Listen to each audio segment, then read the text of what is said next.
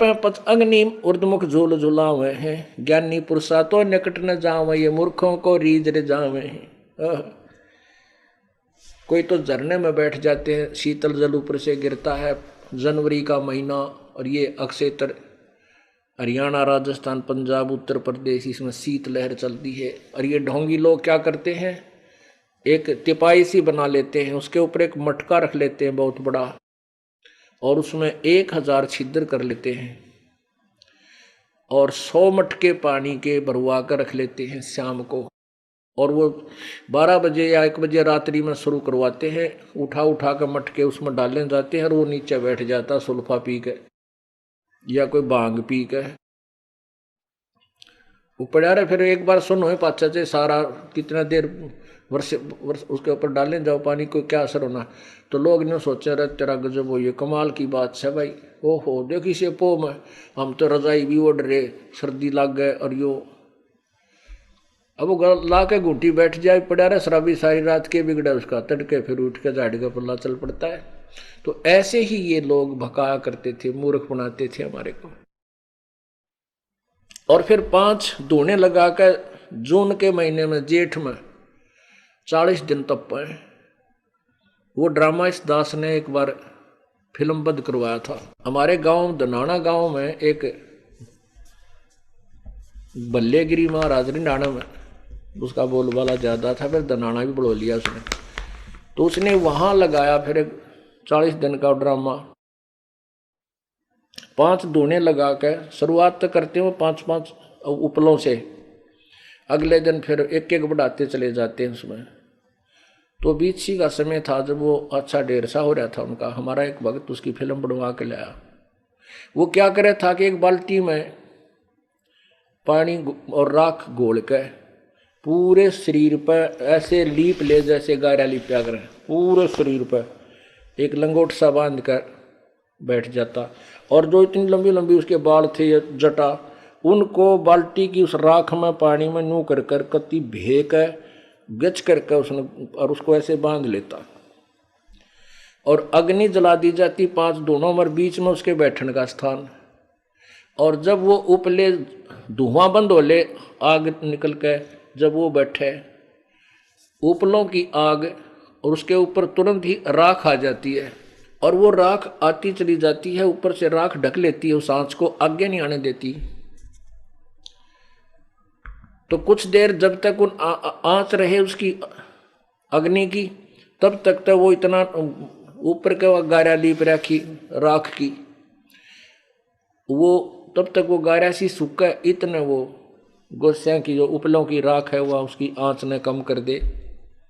और फिर भी उसको कहीं लगती है बाद में जो गर्मी, तो वो बाल खोल लिए उसने, वो पूरा पूछड़ था, और जिधर भी उसके आंच लगे, जैसे इस साइड में लगी तो ऐसे कर लेगा उसको थोड़ी देर ऐसे करके, वो गारा सी गिल्ला पानी से गिल्ला था ही, तो पहले लपेटी हुई राख को गिल्ली कर देता।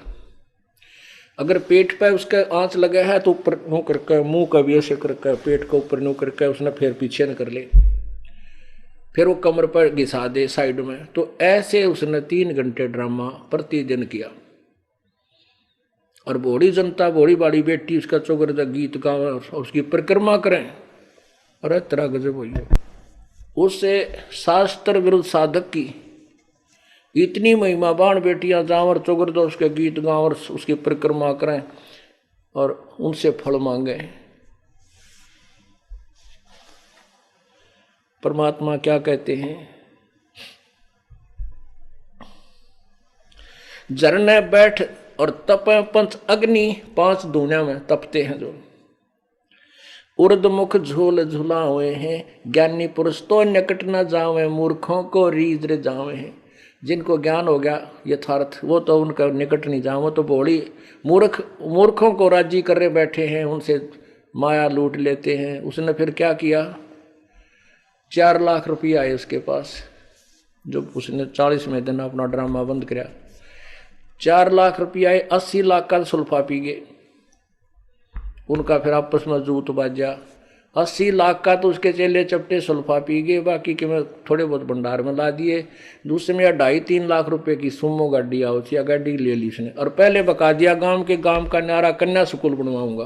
तो गांव के लोगों ने रिश्तेदारों में जा के अपने सबसे पैसे भी लाए, गांव का कहीं भी व्यक्ति था वहां उनसे पैसे ले करके उस ड्रामेबाज को दे दिए, और वो कड़ा के गाड़ी जाता रहा। फिर बाद जब उसके लठ, फिर वो ये कह के गया था कि अब के सर्दियों में झरने 40 दिन का जो है ना वो जलधारा का साधना करूंगा, जैसे आप मैंने बताया वो मटका ऊपर रखे तपाई रख के वो फिर ऊपर धारा चले जा। तो फिर गांव वाले ने बोले कान दे उसकी टांग तोड़ांगे, वो फिर नहीं आया, किसकी जलधारा करे था, उसका काम पूरा हुआ। तो यहां परमात्मा कहते हैं ज्ञानी पुरुष तो निकट न जावे, ये तो मूर्खों को रीझ रे जावे।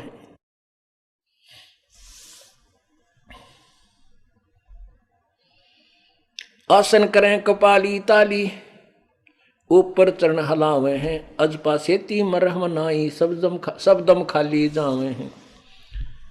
अब कोई आसन करते हैं और कोई ऊपर न पैर करके सिरासन करके साधना करते हैं, कहते हैं अजप्पा सेती मरहम नाई, श्वास के द्वारा जो अजप्पा जाप है उसका तो ज्ञान नहीं, उनके सब श्वास व्यर्थ जा रहे हैं, खाली जा रहे हैं, जबकि इन श्वासों से हमने सतनाम का सिमरन करना चाहिए था जिससे लाभ हो।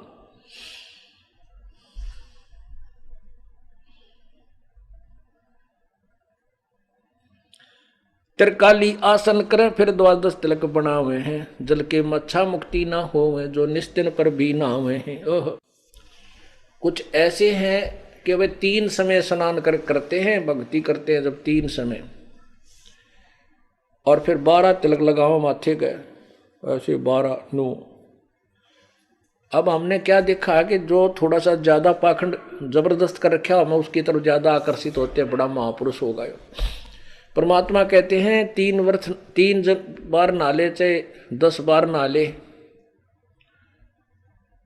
अब जिस पर भी लेने तुम जाते हो, जिस स्थान तीर्थ में, दरिया में या कोई जोड़ में स्नान करने जाते हो, उसमें जल के अंदर मगर उसके अंदर मच्छ रहते हैं, मछलियां, मेंढक, तो वो तो आपसे पहले ही उसके अंदर थे, वो तो पूर्ण मोक्ष प्राप्त कर सकते हैं। कहते हैं वो भी पार नहीं होते तो तुम्हारी मुक्ति कैसे होगी? एक दिन नहान में, वो भी एक ही स्नान से। जल के मच्छा मुक्ति ना होवे, जो निस्तिन पर भी नहावे हैं। निस माने रात दिन, दिन रात उसी पर भी हम नहावे हैं, उसी तालाब में, उसी तीर्थ में, उसी दरिया में रहते हैं जिसमें तुम केवल एक दिन स्नान करने से मोक्ष मानते हो, अर्थात ये तुम्हारी साधना व्यर्थ है।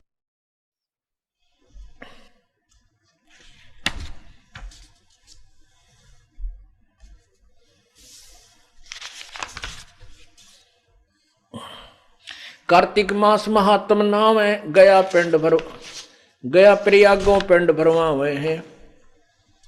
रचना राम रट्याना कोई, अगली पिछली सब ही खोई। परमात्मा क्या कितना निर्णय दे रहे हैं कि कोई कार्तिक मास में एक दिन पूर्णमासी को गंगा घाट पर नहाकर मोक्ष मानते, और कोई गया या प्रयागों में पिंड भरवाने से अपने और पितरों की गति मानते। कहते रसना राम रट्या ना कोई, अगली पिछली सारी खोई। भविष्य की साधना बनी नहीं, पिछले जन्म के जो पुण्य थे वो मनुष्य जीवन में बर्बाद कर दिए, अगली पिछली सारी खोई। पांडे पाठ पढ़े बहु भांति, ये हैं जम किंकर के नाती। सूतक पातक जीवन जावे, ये 7 जन्म सुख करके पावे। पांडे पाठ पढ़े बहु भांति, बड़ी लैला लाला के पाठ पढ़ते हैं जो राम कोई अच्छी तरह कोई ऐसे, और कहते हैं ये हैं जम किंकर के नाती। ये तो उस काल के रिश्तेदार हैं जो तुमने गलत साधना पर ला करके आप भी नरक में पड़े और तुम्हें भी नरक ले जा रहे हैं।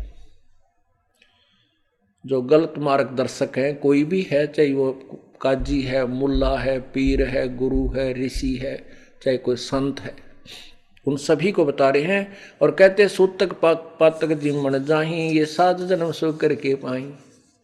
सूतक कोई बालक हो जा तब ये जाओ खाने के लिए, और कोई मर जाए तब भी ये जावे खाने के लिए। कहते हैं 7 जन्म लगातार सूअर के प्राप्त करोगे तुम, तुम्हारे साथ वो ब्राह्मण माटी हो, क्योंकि तुम अधिकारी नहीं हो, तुम्हारे पास यथार्थ भक्ति विधि नहीं है, तुम गुमराह कर रहे हो, आप पाठ पढ़ने या करने के अधिकारी नहीं हो।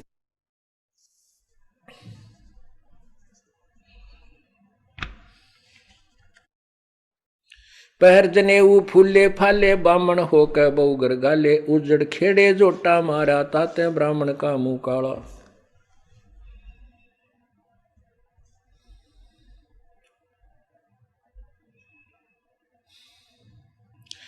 रगीव श्याम अथर्वण भाखे लादे बैदर टट्टू हाके, खरकी जोन धरोगे देही भूल गरे हो सबद स्नेही।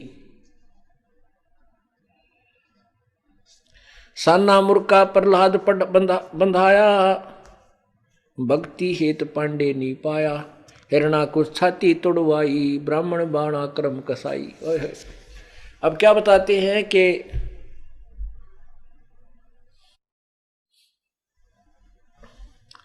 साना मुर्का नामक ये शिक्षक थे उसके प्रहलाद के, ये ब्राह्मण थे। और हिरण्यकशिपु भी ब्राह्मण था, हिरण्यकशिपु भी ब्राह्मण था। यानी आप हिस्ट्री देखना कि शुरुआत कहाँ से होती है। ब्रह्मा जी के वंशजों के आगे चल के 2 भाग हो जाते हैं, एक शंकराचार्य के शिष्य हो जाते हैं और एक इसके बृहस्पति के के अनुयायियों को थे वो सारे ब्राह्मण ही। तो देवता कहने लगे और शंकराचार्य के गुरुओं को, ना वो शंकराचार्य नहीं शुक्राचार्य के शिष्यों को राक्षस कहने लगे। थे ये सारे ब्राह्मण वही है जो भगवान के लिए प्रयत्न करता है, भक्ति कर रहा है, उसको ब्राह्मण कहते, भक्त कहते हैं।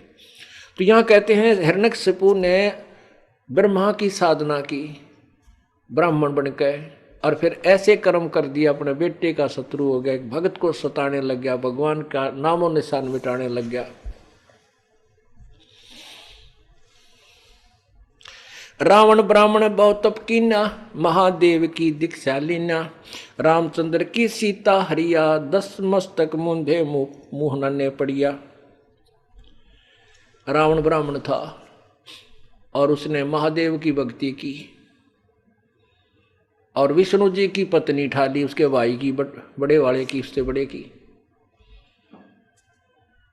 कहते हैं ये कर्म ब्राह्मण के वह होते हैं, नहीं, ये तो राक्षस कर्म है, और वो राक्षस कहला गया। विश्वामित्र सुन विस्तारा, 100 पुत्र वशिष्ठ के मारा, राजऋषि से बहुत रिसाए, ब्रह्म ऋषि से रीझ रिझाए। ये ऋषि विश्वामित्र और ऋषि वशिष्ठ, इनका आपस में बहुत जबरदस्त विरोध हो गया। वशिष्ठ मुनि जी कहते थे विश्वामित्र को राजऋषि, क्योंकि ये पहले राजा थे विश्वामित्र, फिर उन्होंने राज त्याग कर साधना करने लगे थे। और विश्वामित्र कहता था तू सभा में मेरी बेइज्जती मत करा कर, मुझे तू ब्रह्म ऋषि बोल। वशिष्ठ मुनि जी उसको राजऋषि ही कहता था। राजऋषि से वो नाराज हुआ था, इस कारण से उसने वशिष्ठ जी के 100 पुत्रों की हत्या कर दी। किसने? महर्षि विश्वामित्र ने, ब्राह्मण ने। एक दिन वशिष्ठ जी अपने शिष्यों को पढ़ा रहा था। शाम के समय पूर्णमासी की रात्रि थी। एक वृक्ष के नीचे बैठे थे, अपनी संध्या उपासना करने के बाद गुरुदेव से चर्चा बच्चे कर रहे थे। और उस दिन विश्वामित्र वशिष्ठ जी की हत्या करने के लिए उसी वृक्ष के ऊपर एक तलवार लिए बैठे थे कि आज ये बच्चे चले जाएंगे अंदर, ये अपनी साधना करके, और फिर इसको यहीं कत्ल कर दूंगा। ऊपर छुप कर बैठा हुआ था। बच्चे कहने लगे वशिष्ठ जी से कि हे गुरुदेव, हमें अपने भाइयों की बहुत याद आती है, आपके पुत्र थे वो विश्वामित्र राक्षस दुष्ट ने मार डाले। वो बहुत नीच आत्मा है, वो ब्राह्मण नहीं है। अब देखो पुण्यात्माओं, जिसके 100 पुत्र मार दिए हो किसी ने तो कभी उसका गुणगान नहीं कर सकता, लेकिन उच्च आत्मा होती हैं, श्रेष्ठ आत्मा जो होती हैं वो अवश्य सत्य कहती हैं। वशिष्ठ मुनि जी ने कहा कि बच्चों ऐसा मत कहो, विश्वामित्र दुष्ट नहीं, वो राक्षस नहीं। यदि उसमें ये क्रोध ना हो तो उस जैसा इंसान नहीं, वो बहुत अच्छी आत्मा का आदमी है। उसमें राग द्वेष, ये मान बढ़ाई अगर ये ना हो तो उस जैसा इंसान नहीं। अब अपने शत्रु से अपनी प्रशंसा सुनकर हिरण उस विश्वामित्र के हाथ कांप गए और वहीं से पैर ऊपर से ही टहनी पकड़कर नीचे छलांग लगा दी और चरणों में वशिष्ठ जी के चरणों में गिर कर और फूट फूट कर रोने लग गया। बोला मुझे माफ कर दो महापुरुष, आप सचमुच महान हो। तब उस वशिष्ठ जी ने कहा था कि उठो ब्रह्म ऋषि। तब उसने कहा, वशिष्ठ जी ने कहा कि आज तू ब्रह्म ऋषि हो गया, तेरे अंदर से राग द्वेष और ये दुष्टता खत्म होगी। आज तेरा हृदय रो पड़ा। और जब तक इंसान के अंदर परमात्मा के प्रति रोना नहीं आता वो भक्त नहीं बना है। तो परमात्मा उसी का विचार दे रहे हैं। विश्वामित्र सुन विस्तारा, 100 पुत्र वशिष्ठ के मारा। राज ऋषि से बहुत रिसाए, ब्रह्म ऋषि से रीझ रिझाए। ये भी वेदा है। कहते हैं इतना साधक था। विश्वामित्र की और वशिष्ठ जी की बहुत दिनों से शत्रुता चल रही थी। एक राजा था, उस संस्कारवश राजा, उस लड़का उसका जो थोड़ा पागल सा हो गया, इकलौता पुत्र था, उस राजा ने उसको घर से निकाल दिया। उधर से विश्वामित्र, इन ऋषियों की बिरान माटी काल ने कैसे कर रखी थी। विश्वामित्र घर छोड़कर और जंगल मत रहे था, वहां से भी छोड़कर और दूसरी जगह चला गया। 12 वर्ष तक घोर तप किया सिद्धि प्राप्त करने के लिए, ताकि मैं वशिष्ठ जी को पराजित कर सकूं, उससे श्रेष्ठ स्थान पा सकूं जनता में। उस 12 वर्ष के दौरान एक दुर्भिक्ष गिरा, बहुत बुरा हाल हो गया। विश्वामित्र के बालक भूखे मरने लगे। वही राजा जो का लड़का घर से निकाल रखा था वो वहां आता था और उसने उसके लड़कों को, विश्वामित्र के लड़कों को भोजन ला करके, फल फाल लाकर जंगल से वो देता रहा। दूर से वहां आसपास के तो खत्म हो गए थे, वहां से लाकर उसको खिलाता रहा। अर्थात तो उस दुर्भिक्ष में उसके बच्चों का पालन पोषण कर दिया, वो बच्चे जीवित रह गए। उधर से वशिष्ठ जी को इस बात का पता चला तो उसके पास वशिष्ठ जी उन राजा का पुरोहित भी था, कुल पुरोहित। राजा ने, उस राजा के लड़के ने उससे कहा वशिष्ठ जी से कि आप मुझे ऐसी साधना बता दो मैं स्वर्ग चला जाऊं। वशिष्ठ जी ने उसको श्राप दे दिया, ऐसा श्राप दे दिया कि तू शूद्र हो। वो शूद्र जैसा व्यवहार हो गया, शूद्र जैसा शरीर हो गया, ऐसा ही उसका राक्षस जैसा शरीर बन गया। क्योंकि उसको वशिष्ठ जी ने कहा कि तू मेरे शत्रु के बच्चों की रक्षा करता था, तो मेरा यजमान हो करके। अब ऐसी आग थी इन ऋषियों में, ये बता पा रहे होंगे, चाहे इन्होंने पर्वत तोल दिए और चाहे सारे समुद्र पी लिए, ये मोक्ष नहीं प्राप्त कर सके। ये सिद्धि कोई और वस्तु है, परमात्मा का पाना वो साधना न्यारी है। विश्वामित्र वापस आया, 12 वर्ष वहां कठिन तप करके। उसकी पत्नी ने सारा दुखड़ा रोया कि हे ऋषि जी, आप तो वहां चले गए और पीछे से ऐसा अकाल गिरा, हम तो त्राही त्राही होगी थी। भला करे राजा के लड़के का, जिसको विश्वामित्र ने ना वशिष्ठ जी ने श्राप दे रखा है, और वो यहाँ आता था और हमारे बच्चों की उसने परवरिश की। तो अब क्यों उसने श्राप दिया कि वो आपके बच्चों की सेवा करता था। अब विश्वामित्र की काख फाट गई। अच्छा, उसको बुलाया राजा के लड़के को जो जंगल में घूम रहा था। कहने लगा मांग बेटा, तू क्या मांगता है? वो बोला जी मैं ये मांगता हूं कि मैं सह शरीर, पहले तो मेरा शूद्र शरीर ठीक हो, बोला तथास्तु, वो ठीक हो गया। अब मैं सह शरीर स्वर्ग जाना चाहता हूं। तो उसका जो विकराल रूप था वो थोड़ा सा ठीक हुआ, लेकिन शूद्र फीत उसके फिर भी लगी हुई थी। तो उसने कहा जी मैं सह शरीर स्वर्ग जाना चाहता हूं। विश्वामित्र बोला तथास्तु, ले मैं तुझे स्वर्ग भेजता। अपनी सिद्धि से उसको स्वर्ग की तरफ चालता कर दिया। वो आकाश में उड़कर जा रहा है। उधर से कहते हैं देवताओं में त्राही त्राही होगी कि एक शूद्र स्वर्ग में आ रहा है जो अभी तक मांस ऐसे करता था वैसे करता था। कहते हैं इंद्र ने, स्वर्ग के राजा ने उसको वापस कर दिया कि तू स्वर्ग में नहीं रह सकता, वापस जा। अब विश्वामित्र ने देखा कि वो तो वापस आ रहा है, वापस आ रहा है, तो उसने पूछा भी तू वापस क्यों आ रहा है? कि ऐसे ऐसे इंद्र ने मुझे वापस कर दिया कि तू स्वर्ग में नहीं रह सकता, तू शूद्र है। उसको वो नीचे आया, उसको शूद्र से ठीक किया और फिर कहा कि अब तू चल वापस, और कहा कि इसको वहां नहीं जाता है तो मैं अलग से एक स्वर्ग बनाता हूं। विश्वामित्र ने अपनी जो 12 साल डले ढोकाया था वो काल ने वहां बर्बाद करवा दी, इसकी उजड़वा दिया पल्लाकती। उसने कहता मैं नारा स्वर्ग बनाता हूं।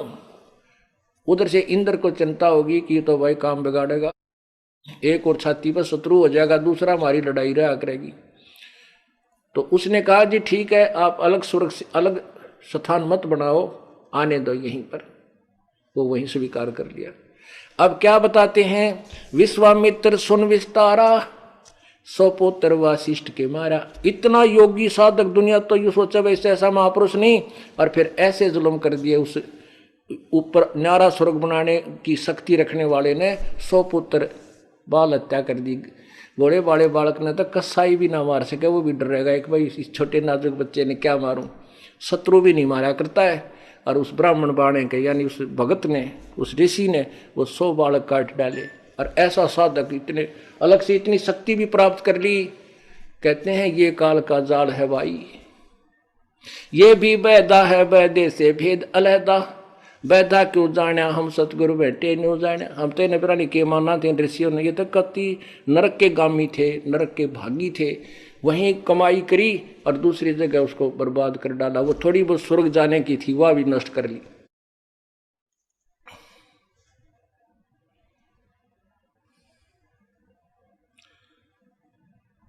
परमात्मा कहते हैं सुर नर मुनि जन 33 करोड़ी, बंदे सभी निरंजन डोरी। ये 33 करोड़ देवता 88,000 ऋषि कहते काल की डोर का बंद रहे, ये मोक्ष नहीं हो सकते।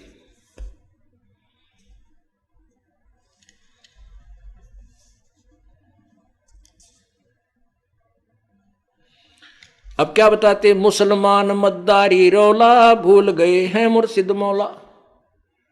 अब मुसलमान भाइयों के विषय में परमात्मा कह रहे हैं यो भी एक मदारी जैसा रोड़ गदौड़ है, ये भी पूर्ण परमात्मा के विषय में परिचित नहीं है। क्योंकि कुरान, पवित्र कुरान शरीफ सूरत फुरकानी 25 आयत नंबर 52 से 59 में स्पष्ट किया है कि जो जिसको मुसलमान धर्म के प्रवर्तक हजरत मोहम्मद जी अपना खुदा कहते हैं, वो अल्लाह कह रहा है हजरत मोहम्मद को कि उस पूर्ण परमात्मा की तू पूर्ण रूप से बड़ाई बयान कर। उसके विषय में जो काफिर है वो नहीं मानते उसको, कबीर को भगवान जो तुझे जिंदा रूप में मिला था, जो तुझे जिंदा रूप में मिला था, ये काफिर लोग उसको भगवान नहीं मानते कबीर को। तो उसकी महिमा से परिचित हो, उसकी मैं जो कह रहा हूँ मेरे द्वारा दिए गए वचनों पर विश्वास कर, इस कुरान की दलीलों पर विश्वास कर। और वो परमात्मा ये वही है जिसने 6 दिन में सृष्टि रची, 7वें दिन तक पर जा बैठा। उसकी खबर किसी बाखबर से पूछ देखो। इससे सिद्ध है कि कुरान शरीफ में उस परमात्मा के विषय में ज्ञान नहीं है। तो वही परमात्मा यहाँ कह रहे हैं मुसलमान मद्दारी रोला, बोल गए वो मुर्शिद मौला।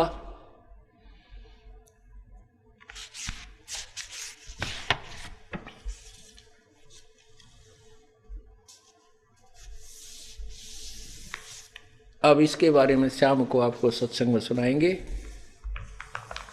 अब परमात्मा हमें ये बताना चाहते थे कि भाई जैसे मैं अपनी साधना कर रहा हूं, परमात्मा के कोई संतान नहीं थी, कोई उनका पत्नी नहीं थी, ना उनके कोई माता पिता थे। नीरोनीमा नामक एक जुलाहा दंपत्ति उनको उठा ले गए थे। परमात्मा ने सतलोक से आकर स्वयं ही बालक रूप धारण किया था और 2 मरे हुए लड़कों को, बच्चों को जीवित करके अपने साथ रखा था। एक का नाम कमाल था, एक लड़के का और लड़की का नाम कमाली रखा था।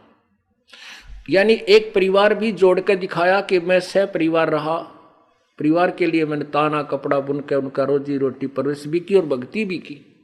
ऐसे तुम भी परमात्मा पा सकते हो, कहीं उन डले ढोने वालों के, उन पाखंडियों के चक्कर में आकर और जंगल में जा बैठो नहीं। कर्म सन्यासी का अर्थ होता है कर्म छोड़कर केवल हठ योग करने वाला, और कर्म योगी काम करते करते भक्ति करे।